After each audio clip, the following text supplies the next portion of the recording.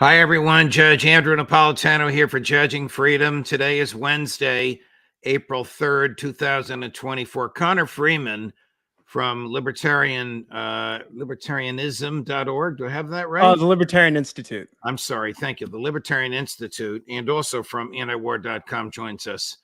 Connor, welcome back to the show. Nice to have you. Thank you, Judge. Glad to be back. I want to start with the horrific Israeli bombing of the food truck, which killed 7 people, one of them an American. The chef, I never heard of him, but it turns out he's an internationally highly regarded chef, born in Spain, now an American citizen, who at his own expense brought tens of thousands of meals to Gaza. It turns out that the truck was followed for a couple of hours and 3 missiles were sent at it. The Israelis claim it was an accident. I don't think anybody believes them. What are you learning from your sources is the perception of Israeli behavior, even those who think somehow it has the right to expel Palestinians from Gaza? What is the perception of Israeli behavior from this monstrous act? Well, I think this particular murder of the aid workers is getting more attention because once again, the Israelis have killed an American citizen, not to mention 3 British nationals, an Australian citizen, a Polish citizen, as well as the Palestinian driver. And so, usually when the Israelis kill Americans, it does not, as usual, there won't be any consequences for this. And the Israelis have already killed an American teenager in the West Bank earlier during the war, since the war in Gaza began. They murdered Shireen Abu Akleh, the Christian American journalist, in the Jenin refugee camp back in May of 2022. And they ran over the peace activist Rachel Corrie, who is a young American girl. They ran her over with a bulldozer where she was protesting home demolitions in Gaza during the Second Intifada. And so there won't be any consequences. There won't be any change with the U.S.-Israel relationship. What we're seeing, in fact, is reports from Israeli media where they're talking about. I mean, the official story indicates that this was a very, deliberate mass murder, massacre of these aid workers because they scored direct hits on 3 vehicles that were clearly marked with the World Central Kitchen logo. They hit the first truck, and then civilians came out of that truck and went to another vehicle. Then that vehicle was bombed, and then they went to a third vehicle. Any remaining survivors who got to the third vehicle were all killed in a third strike by the same drone.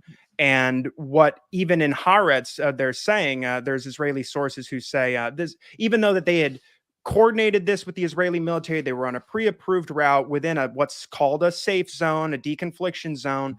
The quote from Israeli sources was, this wasn't a result of any accident or lack of coordination. It's because Israeli officers on the ground do whatever they want. And this is what they want to do. And now we're seeing World Central Kitchen canceling their aid operations. They were brought in to sort of as like a stopgap measure to, since UNRWA has been kneecapped by the West over these false accusations that were apparently extracted from UNRWA workers under torture, including waterboarding, rape, and other kinds of horrible assaults and treatment. This claim that UNRWA was involved in the October 7th attack, and we've seen several countries, some have reinstated their funding, but certainly the United States is refusing to do so. And so UNRWA has been crippled. They're the main the UN Agency for Palestinian Refugees, and they have the largest distribution network and the most infrastructure to actually get aid to the Palestinians. And so this group is now leaving, who is filling in some of the gap.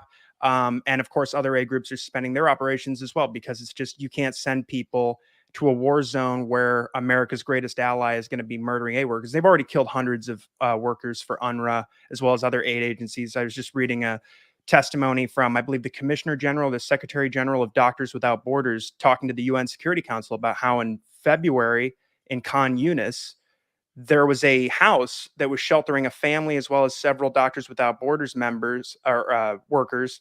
And the house was marked with a Doctors Without Borders flag. And the Israelis shelled it with a 122 millimeter tank shell, and then set the building on fire, and then just started shooting at everybody. And they killed, I believe, 2 people and severely burned 6 more. And so now you're telling me that the Israelis tortured UN employees to find out if any of their colleagues were affiliated with Hamas? Yes, this is according to the UN Agency for Palestinian, the UN Relief and Works Agency for Palestinian Refugees. And these reports came out weeks ago. I believe the story was broken by Reuters originally, and it's based on a report that was written up by UNRWA, based on testimony from their own employees who came back from Israeli detention. And they testified that they reported that they had been waterboarded, they had been raped, all kinds of horrible treatment. I mean, the Israelis, we're getting reports of what they're doing to the Palestinians, that they're kidnapping and torturing them, sodomizing them with electrocuted metal plates or metal bars, sicking dogs on them, tying them up along a barbed wire fence. I mean, the Israelis are really, I mean, this is levels of atrocities that I don't think the American people can even fathom, really. I mean, I find it difficult to read this stuff myself, but it's all coming out in Israeli media. We've been seeing in 972 Mag and Haaretz and several other publications talking about just the same kind of practices being done to regular Palestinians, let alone these UN workers. And this should be the biggest scandal in the world, that that Israel is torturing and murdering UNRWA workers. But State Department spokesman, it wasn't Matthew Miller. It was the I forget his name. He's the deputy spokesman for the department.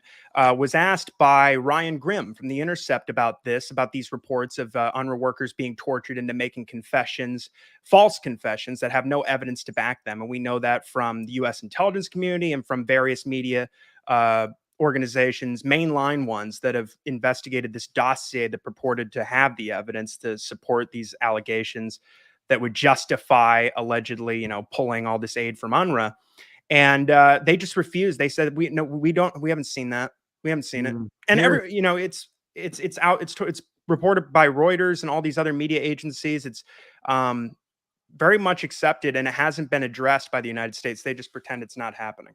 Here's the, I won't characterize the response. I'll let you and the viewers characterize the response. But here's the president's press spokesperson, Karine Jean-Pierre, and his national security communicator, Admiral Kirby, responding to the fact that U.S. weapons were used to kill the food workers. The president's he called Chef Jose Andres to express that he's heartbroken by this news of the airstrike that killed 7 aid workers, and to express and share his deepest condolences. The president felt it was important to recognize the tremendous contribution World Central Kitchen has made to the people in Gaza and people around the world.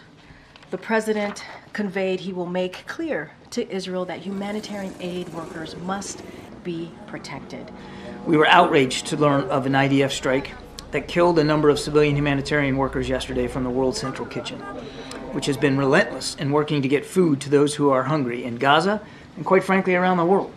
We send our deepest condolences to their families and loved ones. We've seen the comments from Prime Minister Netanyahu and from the Israeli Defense Forces about their commitment to conduct an investigation. As we understand it, a preliminary investigation has been completed today and presented to the Army Chief of Staff, and we'll obviously look to see what they discover in this preliminary one. But we expect a broader investigation to be conducted and to be done so in a swift and comprehensive manner. We hope that those findings will be made public and that there is appropriate accountability held. Why would the U.S. not more forcefully set conditions on the use of U.S.-made weaponry when it is being used to target aid workers? First of all, there's an investigation going on. So why don't we let it get done? And why don't we see what they find in terms of the decision-making process that led to this terrible outcome? Prime Minister and the IDF have noted that it was their error. If you don't like the word mistake, their error. They're investigating it. Let them do that work and let them see what they come up with, and then we'll go from there. More innocents will die during this investigation, Admiral. This is just reprehensible.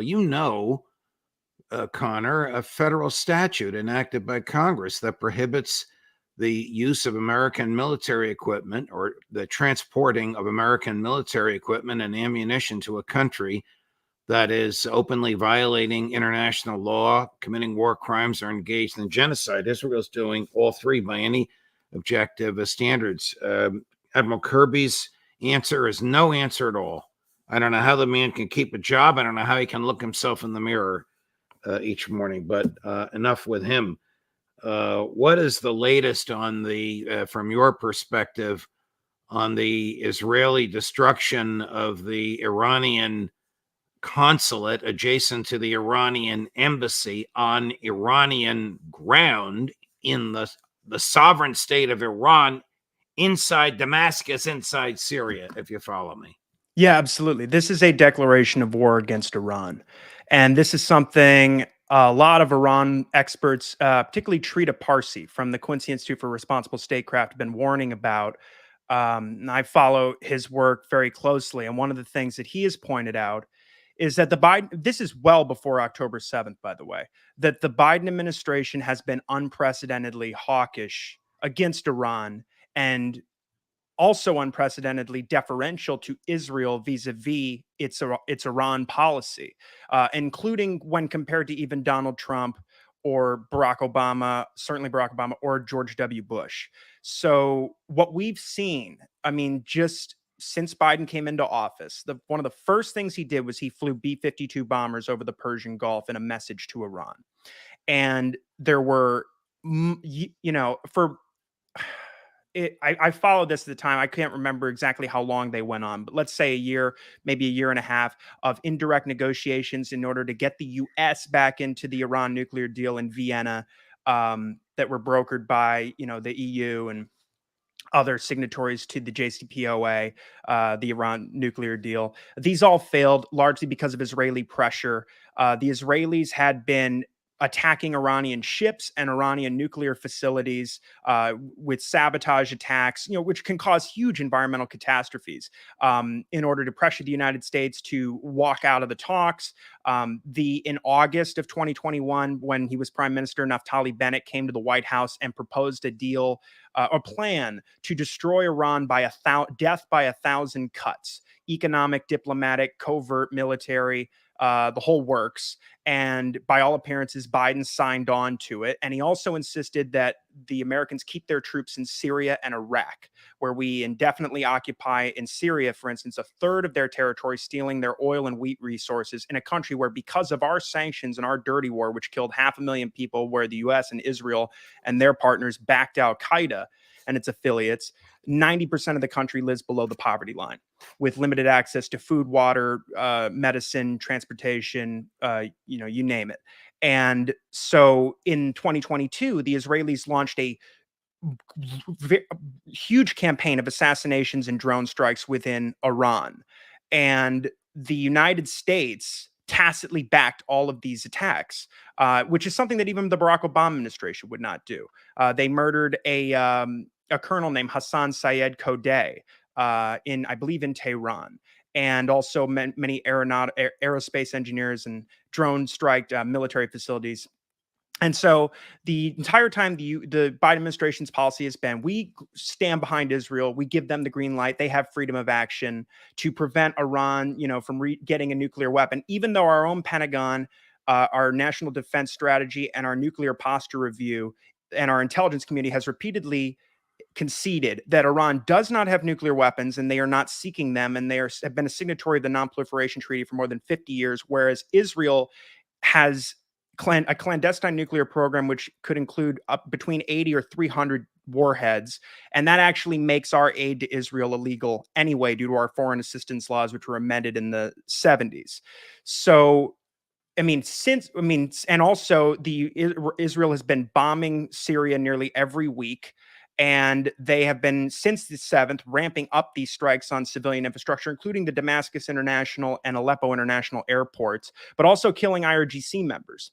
And last year, we had this, General Mark Milley, the former Joint Chiefs of Staff, was saying the U.S. needs to start harshly targeting the IRGC, which would set off a full-blown war between the U.S. and Iran. So that was unprecedented. And at the same time, starting last year, Israel carried out, with U.S. involvement, an extensive series of military drills preparing for a multi-front war with Iran, Hezbollah in southern Lebanon, and Syria.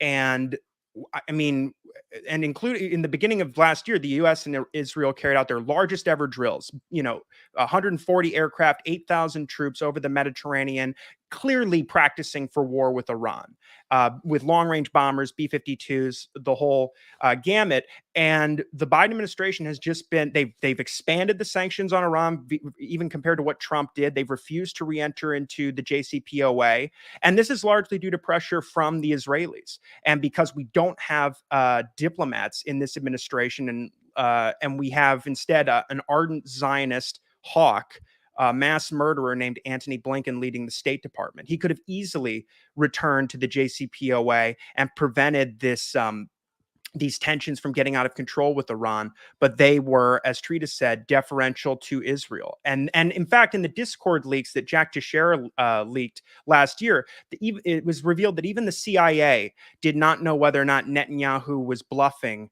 about basically preparing for war with Iran. And I think it's pretty obvious now that in the situation Netanyahu finds himself in politically, that he is clearly going to go to war with Hezbollah, probably sooner rather than later. But can he and appears to be trying survive? to drag Iran into it. Can Israel survive a full-fledged war with Iran, or they want to drag the United States into it? According to the DIA assessment that was reported from the Washington Post, Israel cannot fight Hezbollah. Certainly not while they're fighting in Gaza. And the last time they fought Hezbollah, they had to end the war due to significant damage and losses they were taking. So I think they would devastate Lebanon.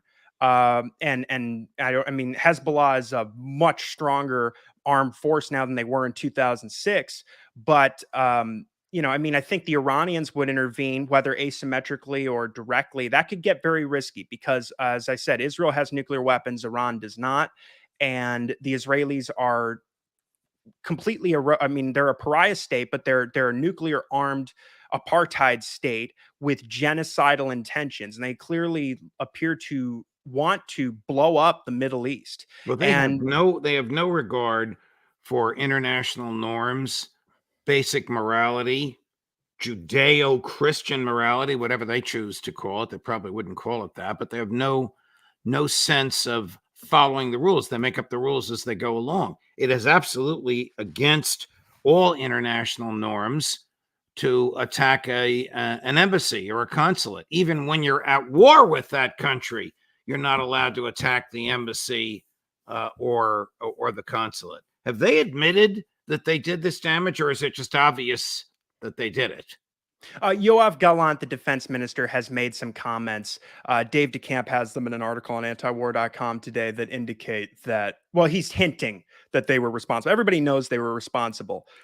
In fact, what's really embarrassing, Judge, is right before. So apparently the U.S. was notified of the strike only minutes before it took place.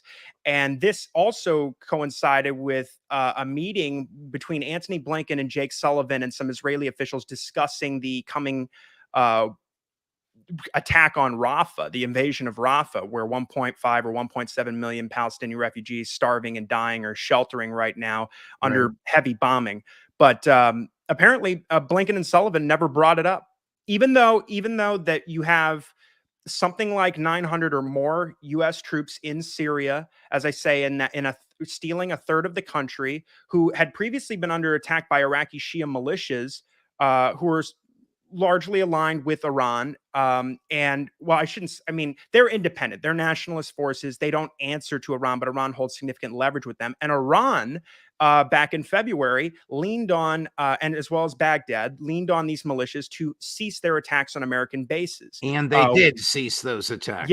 Yes. And of course, now those soldiers are sitting ducks.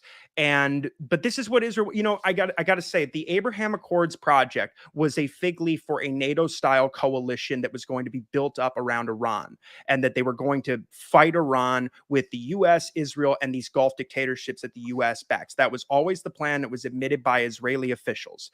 And the political aspect of it was normalizing Israeli apartheid, throwing the Palestinians under the bus, and bribing these Gulf dictatorships to spit in the faces of their own people by offering them, weapons contracts and other favors the U.S. could provide, courtesy of the American taxpayer. And so now they've lost the support of those governments, and they can't get involved in a war with Iran at this point. They will still be in the crossfire because of all the American assets that are based, for instance, in Qatar and Bahrain and Right. Saudi Arabia. Colonel McGregor believes that if the war became serious between Iran and Israel, Russia would enter on Iran's side. Russia has too much of an investment, too many assets in Ukraine to let it twist in the wind. Here's a report, very interesting observer by the name of Douglas Herbert, a report from France 24 News on whether or not Israel's denial of the destruction of this embassy consulate is plausible. Cut number 6. The vast majority of the time, Israel plausibly denying it, saying we do not comment on reports in the foreign media. It's almost that exact same wording every single time. What makes this attack different than all of those hundreds of other strikes that we've seen until now is both the target itself. Iran says this was a building that housed the consular section of its embassy, meaning it was part of the broader Iranian diplomatic complex, meaning that essentially Israel, in Iran's view, was striking at Iranian territory, albeit in Syria, but Iranian territory. 2 to 3 high-level generals in the Iranian Revolutionary Guard Corps, the Quds Force, which is their external branch of the IRGC, and some other high-level officers. So both the targets and the location, just by definition, by their nature, escalate this immediately.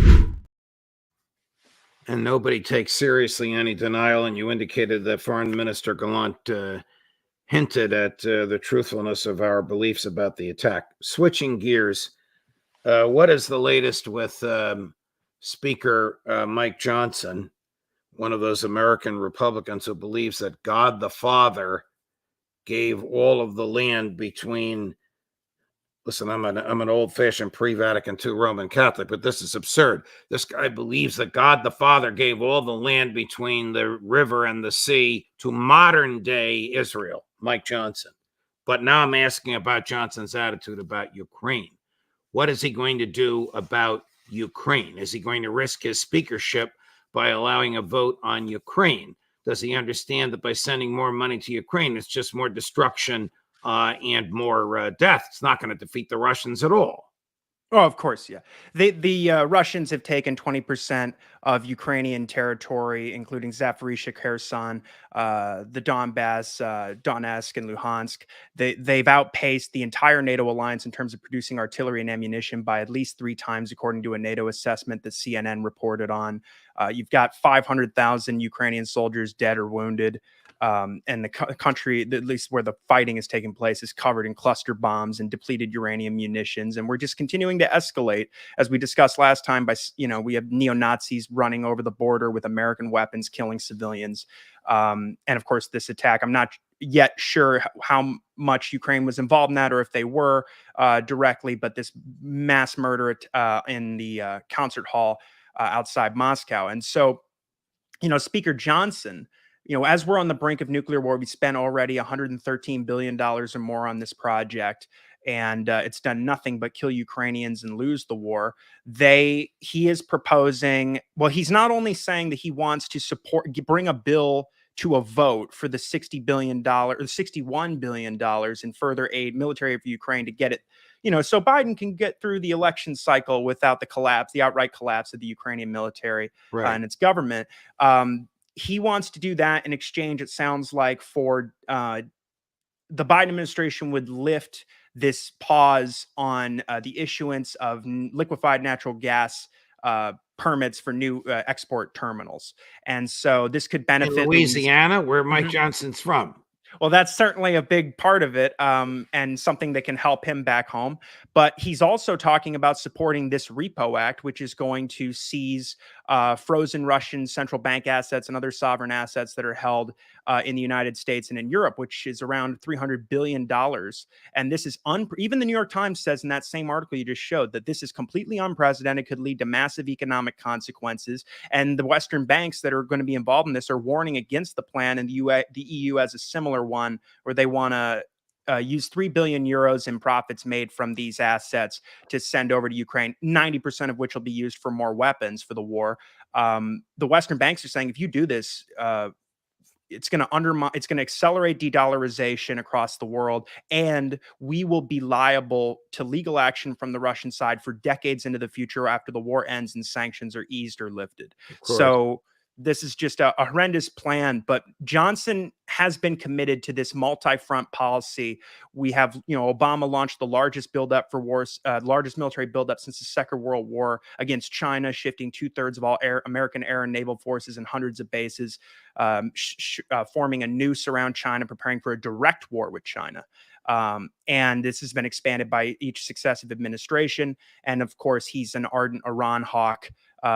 Maybe he thinks it'll bring on the apocalypse and the return of Jesus or something, but that's where we're at. And also this, of course, is going to increase the escalation with Russia, who, by all appearances and all the past history here, just since the war started and before the war started, Putin is very open to negotiating. But the Americans are the ones who continue to stand the way, and the British and Brussels, preventing any peace talks and any diplomatic settlement. They just want more Ukrainians to die, so that they just have this idea they can bleed Russia. And they say we've destroyed Russian military capacity by a half, but that's just a lie. I think Victoria Nuland jumped off a sinking ship. Yeah, well, the Supreme Allied Commander of NATO, the head of Eurocom, General Christopher Cavoli, told Congress that Russia's armed forces, their ground forces, are bigger today than when the war began, and that the Navy and the Air Force have only taken negligible losses. They're destroying Ukraine despite Russia, and really the plan, Judge, is to cripple Russia as much as possible before they go to war with China. And that's been stated several times. In fact, the head of Strategic Command of American Nuclear Forces said, I believe at the end of 2022, that this is just a dry run. This war in Ukraine, this is kid stuff. We're preparing for the big one. Connor, you're an encyclopedia. Your knowledge is vast, and your ability to articulate it is commendable and rewarding. Thank you very much for your time, for all the information and knowledge that you shared with us. We'll see you again soon, my friend. Great. Thank you very much, Judge. Take care. Of course. Coming up, the whirlwind of knowledge. Coming up at 3 o'clock Eastern this afternoon, Phil Giraldi, Judge Napolitano for Judging Freedom.